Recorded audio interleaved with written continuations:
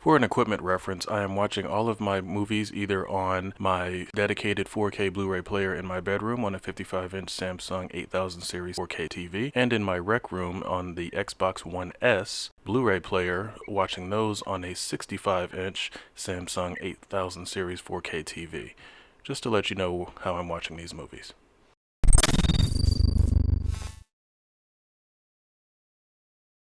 Hold on a minute. So you mean to tell me we've got Bruce Lee's original instructor out there kicking ass? Oh yeah, count me in.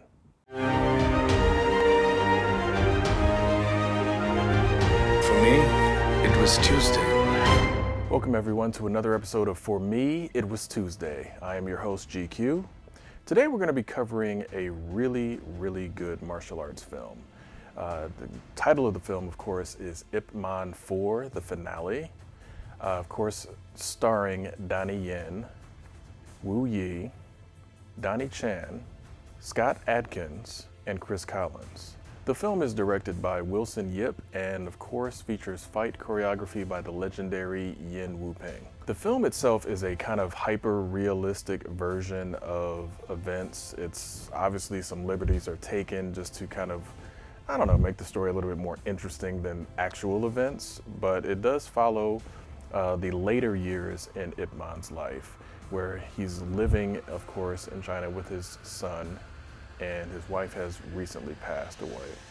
So he's dealing with the fact that his son is becoming a teenager. Obviously, his son knows martial arts, with his father being a legendary martial artist, and of course, and taught him a few things. So he's getting in trouble at school, and we run into a situation where Ip Man is deciding, very similar to actually Bruce Lee's life, where it's like, okay, you're getting in trouble over here. I might need to send you to the States for an education over there, and maybe that'll kind of straighten you out. Because again, a lot of his contemporaries and a lot of people that he knows are sending their children over to school in the United States, and of course they're coming back to the homeland and becoming doctors, lawyers, and all the various professions.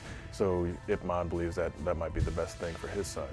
Now, I'm jumping ahead a little bit on that, but I'm going to go back to the very opening sequence.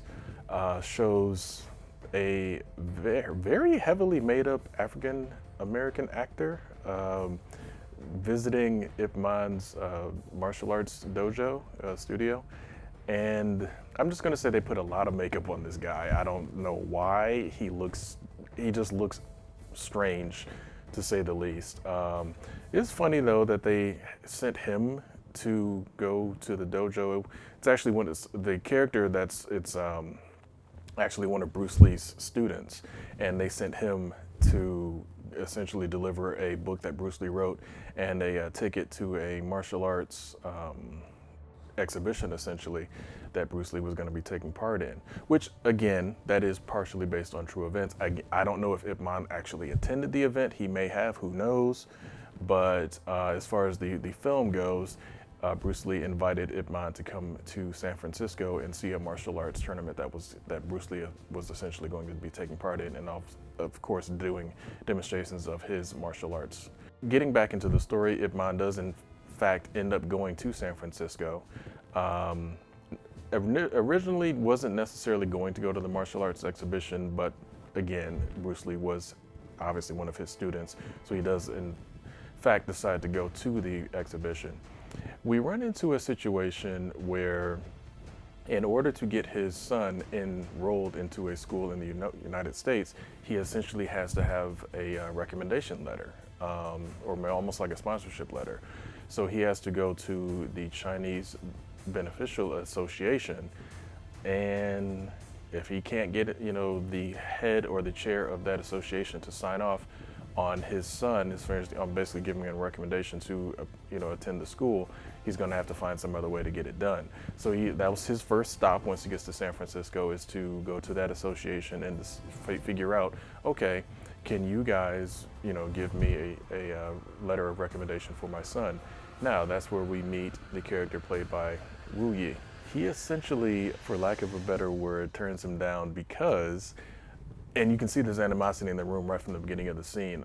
The different martial arts masters from the Chinatown area in San Francisco know who Ip Man is, of course, just obviously because of his own legend, but again, because Bruce Lee, who, and now this is true, was teaching foreigners the martial arts in San Francisco in the 60s and 70s.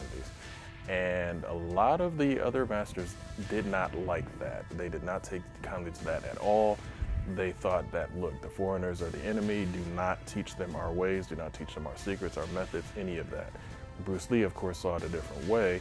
And Ip Man, they thought that Ip Man was going to be able to essentially say, hey, look, this guy's your student. If you want this letter of recommendation, you better let him know that, hey, stop teaching foreigners.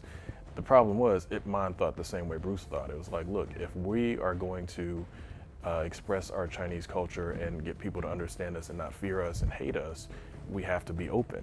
And he essentially had no problem with what Bruce Lee was doing. So they, again, like I said, shut him down, do not want to give him the letter. Moving forward, Ip Man does run into Bruce Lee a little bit later in the film. And I gotta give Danny Chan credit. He plays a really convincing Bruce Lee. Again, legendary martial artist, very, very, very hard to fill those shoes. So we do get a, and again, possibly based in real life, who knows, but we do get a martial arts fight sequence with Danny Chan, of course, playing as Bruce Lee, fighting against a couple of, shall we say, other martial artists that were a little bit upset by the demonstration that he put on at the martial arts tournament that Ip Man did eventually end up going to.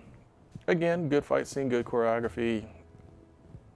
Who knows how realistic the portrayal or the event, you know, whether or not this actually did happen, but it's, again, they're taking liberties, and it's all in fun. And again, I will actually give them a lot of credit on this one. Even though they had Bruce Lee in the movie, well, you know, actor portraying Bruce Lee in the movie, they did not turn the entire focus to Bruce Lee. And I respect that, because it's like, look, if you're telling the story of Ip Man, yes, we all know Bruce Lee was his student, but if you're supposed to be telling me a story about Ip Man in his later years, just because Bruce Lee is in the storyline and in the film does not mean that every sequence has to involve Bruce Lee. And I like that they, you know, they gave you what you wanted to see, you know, see how good this guy is portraying Bruce Lee, and then they moved on and then allowed Ip Man's story to continue. So moving forward through the story, we run into a situation where that chairman from the Chinese Association, his daughter was getting into some trouble at school. Now she is attending an American school, of course. Now we run into a situation, and I kid you not, they actually named the daughter Becky, where it was a younger white girl was competing against the chairman's daughter, and she, again, being a martial artist, she has a little bit more, she's a little bit more adept at acrobatics and that sort of thing. So the two of them were supposed to be on the cheerleading squad, and they were competing a particular routine, and the chairman's daughter adds a little bit more flair to it and makes it more dramatic. So she gets chosen to be the leader of the cheer squad.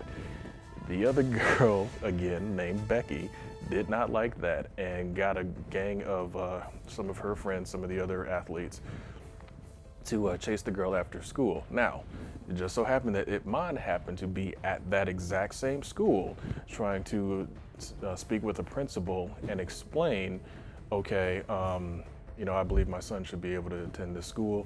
Bruce Lee actually gave him a letter from one of his students who was a lawyer, kind of a letter of recommendation, just, in that sense, just to give him some type of credibility and some type of, an anchor essentially to use.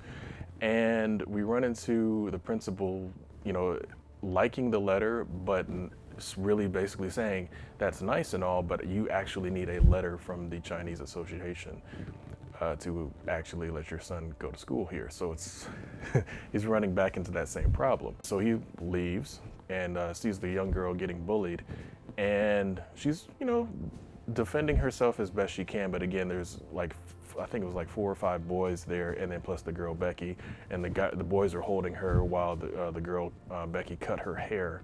And just essentially the worst possible bullying type of situation that you can see and things like this. Probably, if again, I don't know if this is a true event or just added for the sake of the film, the bullying probably was even worse given how a lot of foreigners were treated back then. I mean, this, again, you're still coming just off of the civil rights. You're right actually in the middle of the civil rights era, sort of, kind of, and also a lot of people back then just did not like Asian people. It was just, again, not a really good time in this country's history. Let's just be straight up about that.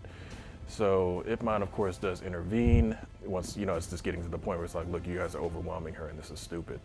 So he gives them a beat down, but not a physical, like, okay, we got to arrest this guy beat down, just more of a hands them their butts, in a very, again, martial arts master versus just regular local thugs type of way. And unfortunately, Becky's mother, who of course, again, the usual, oh, my little princess couldn't do anything wrong, calls her husband, who's actually with the INS. And essentially they launch an all-open attack on Chinatown because her little angel got bullied by a Chinese girl, which obviously was not the case. So that runs into a whole situation where the INS gets involved. You also have a young staff sergeant from the nearby military base who is trying to convince his commanding officer that, look, martial arts actually is Chinese martial arts specifically would be a very good fit, because I believe actually they're supposed to be in the Marine Corps. So he's saying that Chinese martial arts and the philosophies and things taught within would be a very strong fit. This staff sergeant actually is, again, another one of Bruce Lee's students. So you run into a scenario where we finally get to see Chris Collins and Scott Adkins in this film. Now, Scott Adkins for me is a personal favorite as far as martial artists go. I always say it a lot, I think he should be the one playing Batman. He would be the first Batman that could just really get in there and mix it up from a fighting standpoint. And also, he looks the part, let's just be real. But Scott Adkins actually is not quite his commanding officer, but one of the, essentially like a drill sergeant, a drill instructor, and he's running through, and he also has his second in command, which I guess under that hierarchy would be like his XO or executive officer, who is also a martial artist. So they're teaching karate. Now, the funny thing about this is it's literally the karate versus kung fu argument. It's just being shown. So the young man who, again, like the young staff sergeant who is Bruce Lee's student, is trying to convince, like, look, karate is fine, but there's also some real advantages to kung fu. So of course, Chris Collins, who plays the XO, obviously, a much more advanced martial artist than a student, decides, hey, look, prove it. So he gets him on the mat and, pretty much hands him his butt. So it's like, not really a fair assessment where it's like you got a student trying to bring a different idea, but you're the quote unquote teacher or master in this sense, and you're just, wiping the floor with them as proof that your particular art is superior. So you run into that scenario, essentially intolerance. And not to really give the entire movie away, but you all know all of this is going to come to a head, and you're going to have martial artist versus martial artist, philosophy versus philosophy, Ip Man versus Scott Adkins. Of course, Donnie Yen playing Ip Man versus Scott Adkins. So that was really the highlight for me, seeing those two go at it. It's always fun to see really high-level martial artists go for broke and actually just have a really good fight scene. And I really enjoyed Ip Man 4 for that. I mean, all of the Ip Man films have been really, really good. I mean, just from them starting off as just, telling the original story to moving through, and then you get to like Mike Tyson versus Donnie Yen in the third film. And then to this fourth film, again, like I said, you have Donnie Yen versus Scott Adkins. So overall, I definitely like the film. Ip Man 4, the finale, is definitely worth the purchase. Of course, got it on 4K, as I always do when those things are available. Now, when it comes to extras, it's almost like that meme from Friday when you got Debo just kind of giving you that look like what bike? This film literally is just like that. It's like, what extras? They have a quote unquote behind the scenes, or I'm sorry, a making of. They literally call it making of, and it's about 2 minutes long. And they have a couple of other little small featurettes, but they're literally like, you can watch all of the behind the scenes, all of the previews, which they include as part of the extras. All of that probably will not take up as long as this particular video is. My video review is longer than the entire extras run for this particular film. So they could have done a little bit better, in my opinion, on that. It's like, look guys, this is the 4th film. You gotta have something that you can add in as far as extras and everything go. But they didn't, so it's cool. It is what it is. But I'm gonna leave you guys with these final words. For many of you, the first time you saw Donnie Yen essentially step into the role of the legendary martial artist who was responsible for teaching the equally legendary Bruce Lee. For many of you, just seeing him do that and just seeing the amazing just flurry of punches and the way he would take down entire dojos and fight against Iron Mike Tyson himself and still fight him to a draw. And then to see him step in against the awesome Scott Adkins and still whip his butt. For many of you, that was just, wow. For me, It was Tuesday. I'll see you guys next time.